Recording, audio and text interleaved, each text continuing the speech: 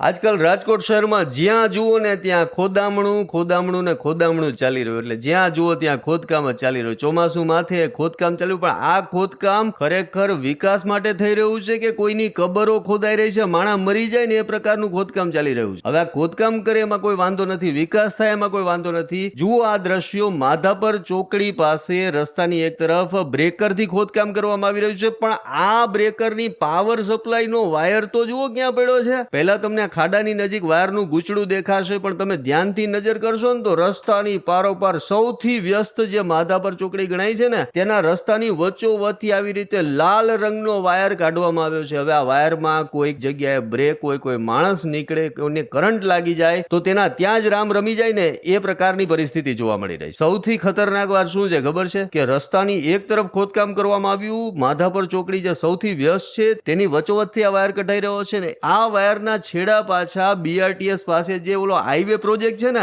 એની જે તમામ power supply નીકળે છે એના બોક્સમાં છેડા દીધા છે. હવે વિચાર કરો કે આ પ્રકારે રસ્તા પરથી ખુલ્લેઆમ વાયર કાઢવામાં આવી રહેશે, આમ છતાં કોઈ અટકાવનારું નથી, કોઈ બોલવા વાળું નથી, લોકોના જીવની કોઈ પરવા નથી, બસ વિકાસ વિકાસ ને વિકાસ. પણ આ વિકાસની લાઈમાં કોકના રામ રમી જાય, કોકની કબર ખોદાઈ જાય ને એ પ્રકારની અહીં સ્થિતિ છે. ત્યારે આ ધૃતરાષ્ટ્ર જેવા વિકાસને લઈને તમારું શું કહેવું છે કમેન્ટ કરીને જણાવો.